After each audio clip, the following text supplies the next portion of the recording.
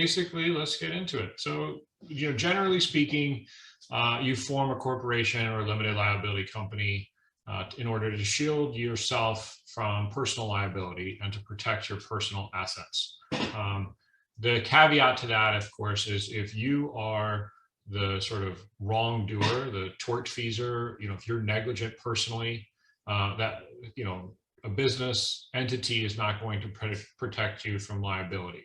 So I have a lot of people who come in and they're forming a single member LLC, and that's great, but it will only provide, fairly limited liability protection generally related to contracts. Like if you're driving your car and you hit somebody, it doesn't matter if you're driving your car for business or you're driving your car for personal errands or whatever, you're still the person who did the hitting of someone else, and so you're going to be liable.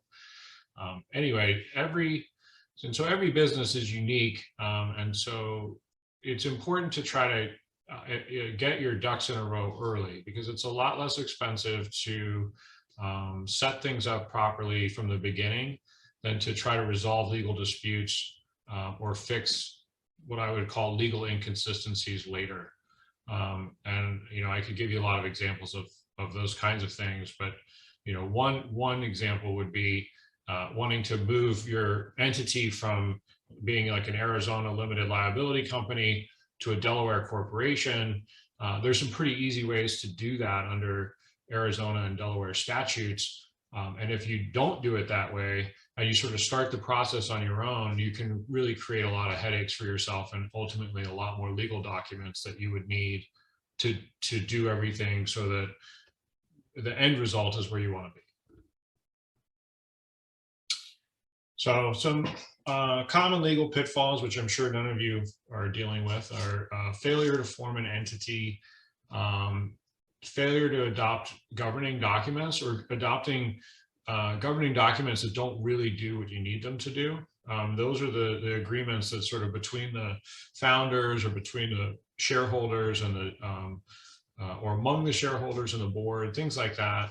And you really want to have those things set up properly to begin with, because if you don't, you potentially give certain parties potential causes of action, and it can just make life more difficult. And all of these things from the very beginning are important when you want to exit. So when you're starting to think about an exit and you have a potential acquirer, they're going to want to see that you've done all of these things appropriately. And a lot of it you can fix at that time, but again, it's going to be more expensive to kind of go back and try to fix the things that you didn't do than it would have been to just do them from the beginning. And so rather than reading the slide, I think you can see it. If you have questions about any of those things at the end, just make a note and we can get into specifics about a lot of that. I will mention one thing about the securities laws, because that's something that I see pretty frequently.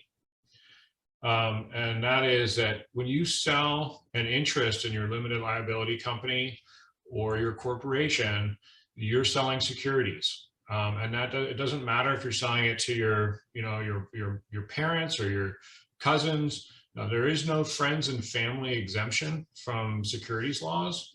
And so you potentially set yourself up for problems if you're, selling interest in your company without being aware of the things that will allow you to be exempt from registration.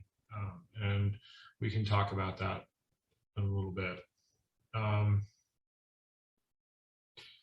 I encourage clients, if they can, to have hire bookkeepers if you're not like a finance guy, because finance person, I should say, because those records are some of the things that your like potential acquirer is really going to want to look at, and it does you a lot of good if you can kind of keep those books and records in order all the way through the lifetime of your business. And then just remember, like, ignorance of the law isn't going to be an excuse for violating the law. So if you ever have questions, it's a really good idea to get some legal advice from someone who can answer those questions. Okay, so presumably most of you already have an entity, but if not, there's some questions that you should consider from the beginning about what entity type makes the most sense. Often for early stage companies, there's some big advantages to a limited liability company. Part of it is that they're very flexible and they tend to be less expensive to create and to sort of set up than a corporation. There are fewer documents that need to be filed. There are no, at least in Arizona, there are no annual filing fees. So once you've set up the LLC, you're pretty much good to go. A corporation is a great entity choice if you're thinking about an exit in the near future, or you're looking to raise capital. A lot of the time, that's a preferred entity choice, primarily because a lot of investors just feel more comfortable with it. I can say, anecdotally, that in Tucson, I've certainly seen plenty of LLCs be successful in raising capital. But generally, at some point, if you're a limited liability company, you will convert to a corporation prior to exit. And that's not always the case. We're working currently on an exit for a client, and the company that's being sold is multiple limited liability companies. It's set up as multiple limited liability companies, and it's being acquired by a corporation. And it maybe increases our work a little bit, but like I said, it's not going to kill the deal, right? If people want to buy you, they're still going to buy you. You may or may not be familiar, but a corporation, the default is a C corporation, and that's a corporation where you have taxation at the corporate level, and then when you distribute dividends, basically, to the shareholders, those distributions are also taxed. So the money, the profits in a C corporation are taxed twice. An S corporation is a little bit more like a partnership or a limited liability company as a default taxation, which means that the tax liability flows through to the owners. And so there are some tricks if you want to be an S corporation. There's a lot of sort of boxes you have to check. You can only have one economic class of equity, and you can't have any entity owners. So you can only have, unless there's some exceptions to that with trust. But an S corporation is attractive for a lot of early business owners because it allows you to pay yourself a salary and then take distributions that are above that salary, as long as you're paying yourself a reasonable salary. And the upside there is that you save some tax liability. You don't pay FICA, federal Social Security and things like that on distributions. You do pay that on your W-2 income that you would have. A limited liability company is going to be treated as a partnership by default by the IRS, which means that everybody who's a member of a limited liability company is going to receive partnership income. And so we'll talk about that in a second, but that can create some problems that you want to be aware of.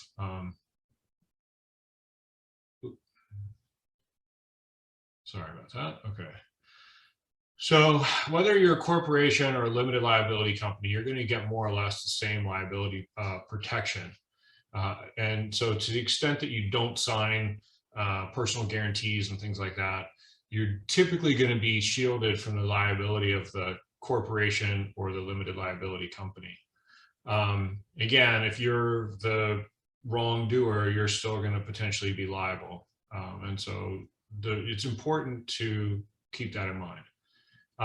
The other thing that's really important, and a lot of people are unaware of, is that it's critical that you maintain the distinction between an entity, whether it's a corporation or a limited liability company, and yourself personally. So don't ever pay personal expenses out of your corporate account or your company account, because that can allow a potential, somebody who's suing the company potentially to what's called pierce the veil and get at some of your assets. So we talked a little bit about tax treatment of the entity and whether it's a partnership or a corporation. And we can, if you guys have questions about that, I can answer some of those. It's also good questions to ask your accountant. Expenses of formation, like I said, typically a corporation is going to be more expensive to form. Typically forming a corporation or a limited liability company outside the state of Arizona is going to be more expensive. If you live here, you're generally better off being in Arizona. You know, most of the time, that's not going to create problems for you raising capital either.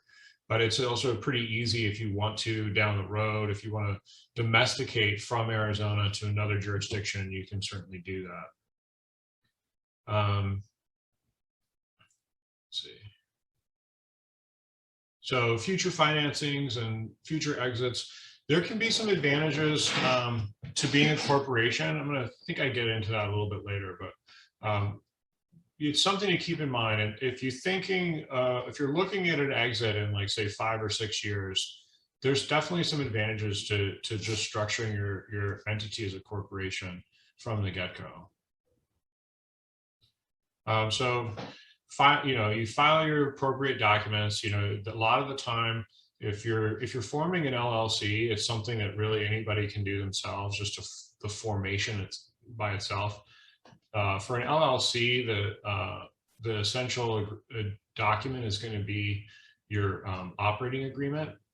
And that's really important to have an operating agreement that's specific to your situation, that addresses what your business is and who the founders are and what they're bringing to the table.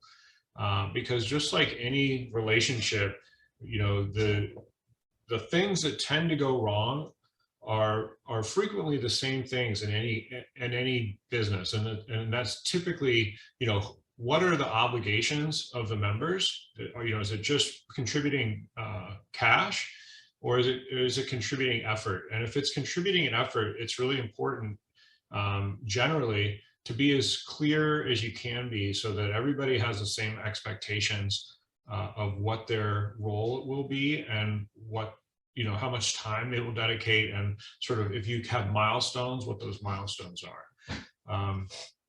The problems that we see most frequently are not where one person is really trying to, you know, stick it to the other member or business partner, but just where people didn't really have a meeting of the minds, and there was a misunderstanding about expectations. And so it's good to get that in writing if you can. The other things are federal employee identification number that allows you to open a bank account, and sales tax if you're selling goods. And like I said, you want to keep your funds very discreetly, separated, so that the business funds are the business funds and your personal funds are your personal funds. Then a couple other things to think about are the founders of the business or other key employees subject to contractual restrictions like non-competes. There was a recent Arizona Supreme Court case that was sort of surprising. I think it was Arizona Supreme Court. It could have been a federal case, but in any case, sort of surprising to me in that the court found that an employer of a previously employed individual was potentially liable for interfering with the employee's prior business by hiring them, because they knew that that employee was subject to non-competition provisions, but they hired that employee anyway. And it was a situation where it was a veterinarian performing like surgeries or something, and the court, ruled against both the employee and the employer, the subsequent employer, for violating that. So it's important to know if you yourself are subject to non-competes, but also the people that you're hiring to do work for you, if they're subject to non-competes, and to, it's probably in your best interest to respect those provisions if you can. And it's definitely important not to infringe another party's intellectual property, which is typically also going to be included in the non-compete agreements. And then appropriate transfer of intellectual property. So in an operating agreement, you typically have language that your founders are contributing their intellectual property.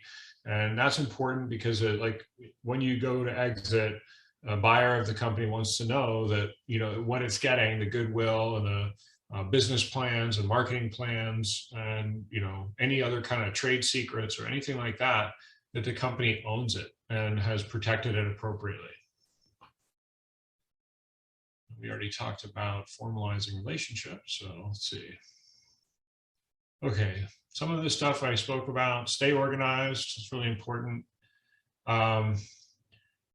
Being aware of the various contract provisions that can affect your business. Change of control is one that we see a lot that can make it difficult when you want to exit. Change of control provision will often say something like, the agreement isn't assignable, including by merger or something like that, more or less, by sale or merger. And so if you have like a supply agreement and it has that language, or you have like a, you know, your company's doing software as services and you have an agreement with a customer and they want that language in there. When it comes time to sell, you may need to go back and get permission from all these other parties to allow you to do that. So you want to be aware that you can create a lot of problems for yourself when it comes time to exit if you are not being careful about whether or not you can have a change of control, whether or not you can assign to a successor entity, that kind of stuff. So there's some tax consequences, potential tax consequences if you convert from an LLC to a corporation. The thing that I'm generally most concerned with when people do that are converting LLC interest into stock. Usually it's not a problem. If you've issued equity incentives in an LLC that are considered profits interests, that can be a little tricky. So something to keep in mind, particularly when you're doing, if you're going to issue equity incentives in an LLC. So I kind of alluded to this before, but one of the big advantages, at least it's still a big advantage, but there's some questions on whether this law is going to change in the near future. But there's something under the Internal Revenue Code called 1202 exemption from the sale of qualified small business stock. And without getting into too much into the weeds, basically what it says is that if you've held qualified small business stock for at least 5 years, when you sell it, you are not subject to income tax on the gains to the greater of 10 times your basis or $10 million. And that's for every investor. And so that's a significant upside when you sell to not have that tax liability. There's some concern right now, I don't know if it's concern, but there's some suggestion that the law may change and that 1202 exemption may be not available to people who earn $400,000 or more a year, which, you know, that may not affect you personally, but it may affect investors. So a lot of investors like they know about the 1202 exemption, and so when they invest, they want you to be a corporation because only a corporation that is subject to the 1202 provision. And it has to be a C corporation, not an S corporation. So, you know, that's something to consider when you're going to raise capital, especially. But again, it's qualified small business stock that was purchased in an original issuance from the company, and that just means that the shareholder got the stock from the corporation, not from another shareholder. So every time the corporation issues stock, that's an original issuance. It's not just the first time it issues stock. It's just that for any given share, it has to have been purchased from the corporation.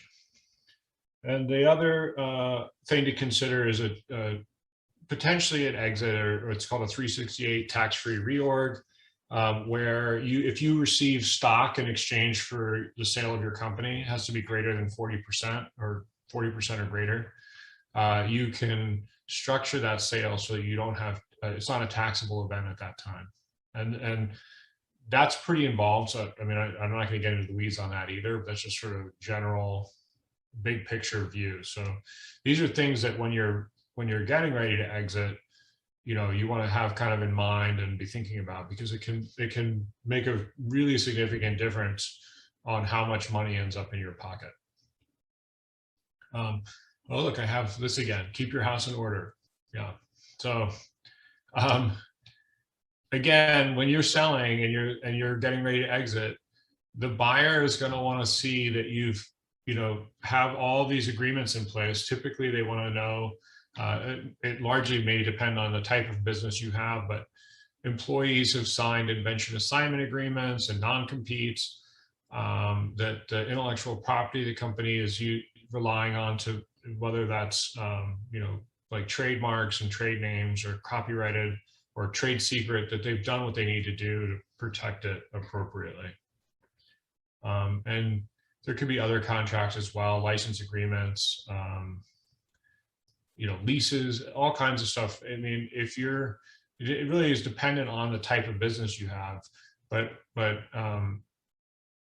the scope of the disclosures that you have to go through when you sell your business is often overwhelming to first-time entrepreneurs who are exiting for the first time. So it's important, like I said before, you want to have confidentiality and non-disclosure agreements, both with your employees and contractors, but also when you're talking about doing any kind of joint venture type relationship with another party.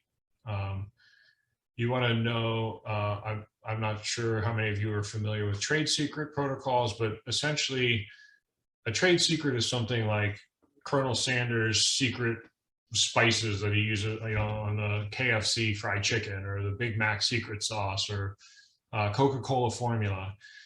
Those are protected not by patent or copyright, but by trade secret, where you basically you keep that information confidential, and you have to have certain protocols in place where people are signing agreements that they acknowledge that these things are trade secrets, and you have policies in place to try to protect them. And if you do that, then if somebody tries to, you know, disclose a trade secret, you have some pretty solid legal remedies.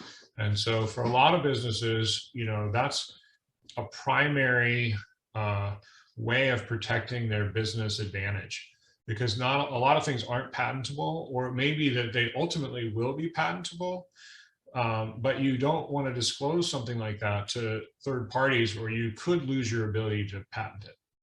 And I can give you just anecdotally a story that people are pretty familiar with, and that's Kelty, the backpack company. The guy who invented dome tent, which is like most tents that we use, that you see people use today, where they're like crossing poles and shaped like a dome, was invented by Kelty, and he never patented it. And so everybody and their brother makes a dome tent. And prior to that, it was like these A-frames. But anyway, once that patentable idea is out there, it's too late to go back and protect it through patent. Okay, raising capital. You have two primary ways of doing that, through debt or equity. And you know, there's sort of straight debt, like getting a loan. Is often not an option for an early stage company. And so we do a lot of work with clients who are doing equity raises. And it's important to rely on an exemption from registration so that you can comply with the law, because registering securities is extraordinarily expensive, like probably, you know, $50,000 to $100,000 in expenses for legal expenses and accounting. You know, to do it right if you had to register your securities. Currently, a lot of people talking about crowdfunding.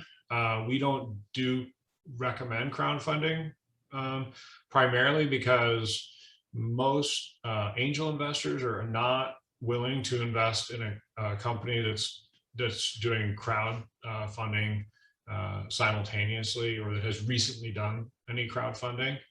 And that's primarily because they don't want to be in a situation where there's all these small investors who are potentially going to create problems.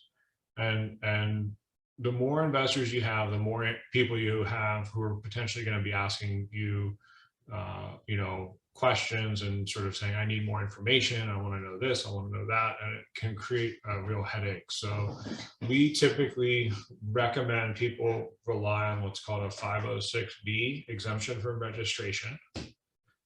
And there are a couple of key elements to that. One is that you only are offering your securities and only selling your securities to people who are accredited investors. And they can self-certify that they're accredited, but that basically means that they've earned $200,000 a year, at least $200,000 a year for the last 2 years, and they expect to do the same. Or they have a net worth of over, I think it's $2 million. I don't know, that's not one of the ones we really use, but not including their primary residence. And so they can self-certify that that's the case. And as long as you reasonably believe it, you can rely on that. The other critical piece of that is no general solicitation. So no posts on Instagram or LinkedIn, no radio advertisements, nothing like that, that would say like, oh, I'm looking to sell interest in my company. So you're only directing your offer to people who you reasonably believe are accredited. Like I said, people can self-certify. And so, one of the problems with some of the other exemptions from registration require you to make sure that your investors are accredited, or you end up with these sort of caps on what you can raise and potential liability to all of these shareholders. So, I think that's the stuff on that. Oh yeah, and a convertible note is often, a lot of companies will do a convertible note initially. And a convertible note is sort of a hybrid between a debt and equity. It is a security. So, a lot of companies will record it on the balance sheet, not as debt. And that would be a question for your accountant on how they want to do that. But a way a convertible note works is you borrow money from an investor, you give them interest rate, and you give them what's called a discount on the note, so that it will convert into equity when you do what's a qualified financing. And that's just you define a qualified financing by what you anticipate your next raise will be. So you might go out and do like a $500,000 convertible note round. The convertible note might earn interest at 7% a year. When it converts into equity, it might convert it at a discount of 20%. So if you're selling shares at $1 a share, the note, the principal and interest on the note will convert at 80 cents a share.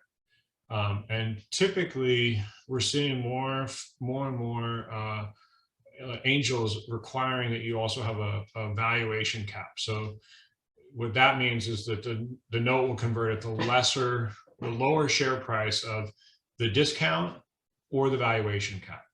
And, so a valuation cap might be, a $5 million valuation cap, and you go and you sell shares to investors at a $10 million pre-money valuation. Those notes are going to convert at a $5 million pre-money valuation. So they get basically a 50% discount in that case. After the convertible note, you're going to typically do like a Series A or a Series C round. And largely, a lot of the terms on any of these, whether it's a convertible note or a preferred stock or what have you, a lot of the terms will be driven by your lead investor, because you need to get somebody in the door. And so there's going to be some back and forth negotiation to get what you want. And then once you've got your lead investor, it becomes typically easier to get follow-on investors.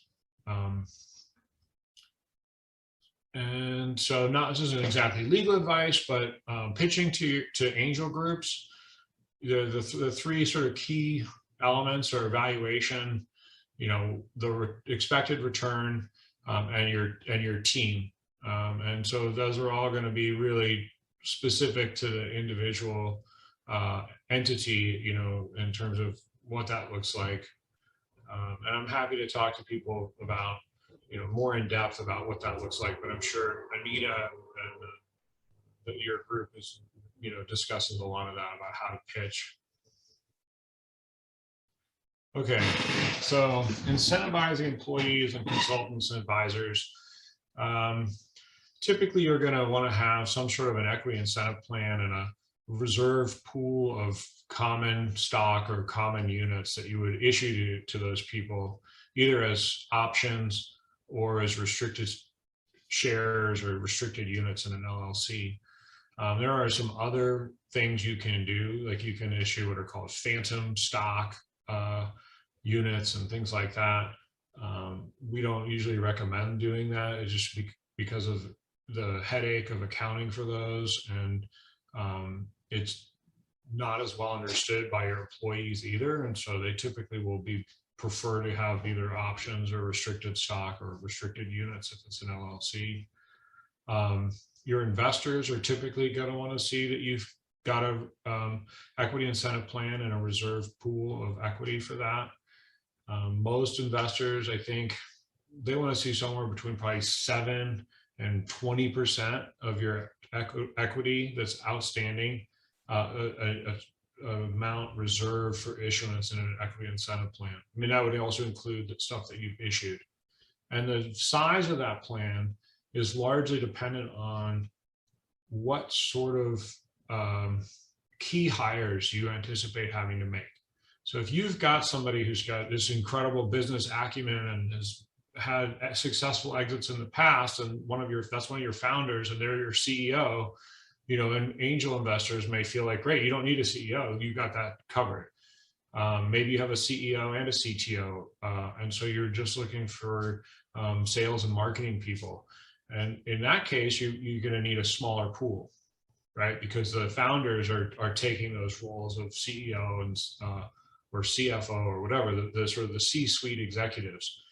A lot of the time, though, you have startups that are the founders are sort of the idea people, but they don't have a lot of business acumen. They don't have a lot of experience in business. They may be great actually at business, but they don't have demonstrable experience. And in that case, a lot of the time, your investors are going to want you to hire someone who has the experience that they want to see. And again, it totally is dependent on your specific situation. But that's something that you're going to want to give, strong consideration to when you establish your equity incentive plan and you establish the size of the pool, and you want to be able to justify that to your investors. The one big issue that a lot of people fail to take into account between an LLC and a corporation is, I said before, if you're a member in an LLC, the default is that you're treated as a partner for tax purposes. So that means if you grant somebody who's an employee interest in your LLC, now they're a partner. And that means that their income is going to be subject to treated as partnership income. And one of the consequences to that, in addition to having, now self-employment tax, being taxed at a higher rate individually, is that it makes it more difficult to get loans for like home loans and car loans, because lenders look at partnership income differently than they look at W-2 income. And so it's important to think about that stuff before you issue somebody a membership interest in an LLC. A lot of the time, people will issue options, and that kind of avoids that problem. But there's definitely less upside to your employee or your consultant who's getting an option than there is to the person that you're granting restricted equity. All right, so we're going to ride off into the sunset. Let's see here. So your two broad categories of exits are asset sales or equity transaction. And typically for a seller, it's better to have it structured as a stock sale or a merger than as an asset sale for a variety of reasons. But one is that in an asset sale, the liabilities remain behind and the person is just acquiring the assets. And the other is that you can structure an equity transaction in a more favorable manner from a tax perspective for the seller, for sure. So, but again, those are things, you know, that sort of down the road that you would definitely want to be aware of when you start having those kinds of negotiations with somebody and start that conversation. There can be problems for the buyer too in an asset sale because of trying to transfer contracts. But again, those are going to be really specific to the company and the transaction and the, you know, types of contracts the company has. Let's see. So again, I'm just going to say, I can't reiterate enough, but the due diligence when your company is being acquired, buyer wants to know everything about your company going back to the beginning. And so when you do things properly from the beginning and you keep good records, you make your life tremendously easier at exit. Because what often ends up happening is, you know, you end up with the buyer who wants you to resolve all of these things going back, you know, maybe 5 or 10 years. And it can create a lot more of a headache and a lot of time and a lot of sort of calls with lawyers to try to figure out, you know, how do we resolve the issues that we didn't address appropriately at the time. You have disclosure schedules in your purchase agreement, whether it's an asset purchase or a stock purchase, and that's sort of your insurance. And so it's important to go through the disclosure schedules very carefully and to disclose any kind of exceptions to any reps and warranties you might be making. And then, you know, again, the deal consideration, whether it's all cash, whether it's some cash and some stock in the acquiring company. We talked about the 1202 exemption.